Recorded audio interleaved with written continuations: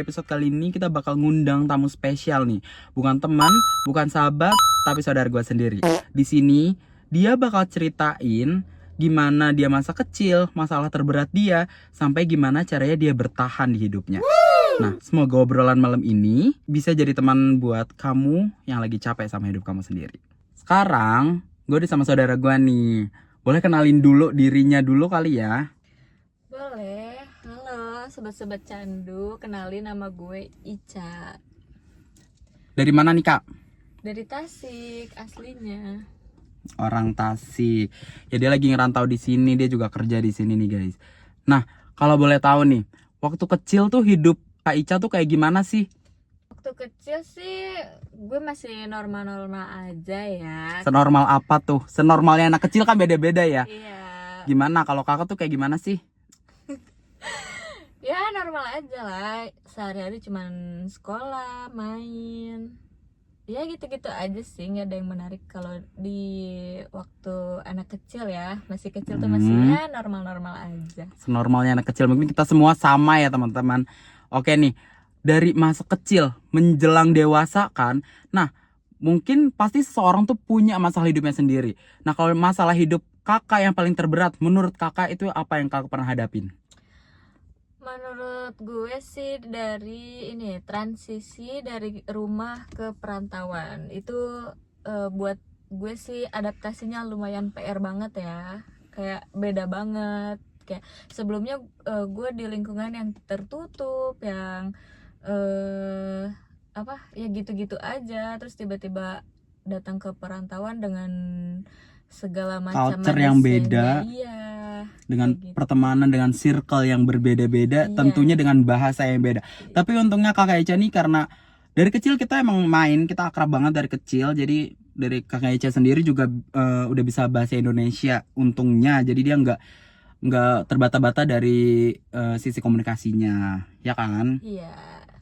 Nah, tapi sebenarnya dari pertanyaan yang tadi itu gimana sih cara Kak Ica nih buat ngadepin permasalahan itu di kehidupan Kak Ica sendiri? Ya kalau itu sih yang jelas karena lu ya, saudara gue sendiri. Of course. Ya semuanya gue ceritain sama lu, gue bagi sama lu, dan semuanya lu tahu. Ya, tentunya Iya. yang nggak bisa kita ceritain di sini di Iya. podcast ini ya, karena terlalu privacy banget. Iya, terus dari circle pertemanan juga kita sama persis ya, say. Jujur. Sama, iya, teman lu teman gue juga kan. Iya, gitulah. Jadi gue dapet banyak banget apa ya, pelajaran hidup dari orang-orang sekitar. Kayak dulu waktu itu kita punya teman kan yang masalah hidupnya lebih berat dari kita. Iya. Ya, kita sampai di tahap membantu, malah cenderung ikut campur kan. Dengan keluarganya Iya, itu. iya itulah. Jadi kalau lagi ngadepin di fase yang capek banget, bisa teman kita ada yang lebih capek gitu loh. Benar, kita bisa ngelihat emang kita capek, tapi di luar sana pasti banyak orang yang lebih capek, banyak orang masalahnya lebih banyak dari kita. Ya, benar banget. Itu udah apa ya? Udah pengalaman paling berharga sih, bisa kenal sama dia juga ya kan. Terus dari pengalaman-pengalaman Kakak dan semua masalah yang Kakak hadapi nih, gimana cara Kakak bertahan hidup tuh gimana dengan kondisi Kakak yang perantauan, jauh dari orang tua, jauh dari saudara-saudara, karena di Tasik saudara kita banyak dan pasti teman Kakak juga banyak di sana. Dan gimana cara Kakak bertahan juga buat survive di lingkungan pekerjaan dan menyesuaikan culture yang ada di kota ini? Ya kuncinya cuma satu sih, jangan nyari tahu apa yang gak harus kita tahu, gitu aja kuncinya mah. Soalnya kalau kita nyari-nyari itu otomatis kita kayak secara nggak sadar bisa menyakiti diri sendiri. Benar. Ya kan? Mending kita nggak usah tahu sama sekali, udah Iya, gitu aja. Iya, ya udah, mendingan nggak tahu, ya terserah mereka mau mandang kita apa, yang penting depan kita ya udah gitu. Benar Ya kan? Karena kan sebelumnya kita udah pernah nyobain kan mencari-cari gitu kan, yang ini yang sampai berurusan bersama orang tua itu. Mm-mm. Beliau kan Meskipun repot dia nggak ya. nonton ya udah nggak usah dibahas lah ya, hal itu sangat sangat lah itu. Nah, dari semua masalah, dari cara kakak bertahan, dari gimana kakak menghadapi itu semua, apa sih pelajaran terbesar dari semua yang kakak alami nih?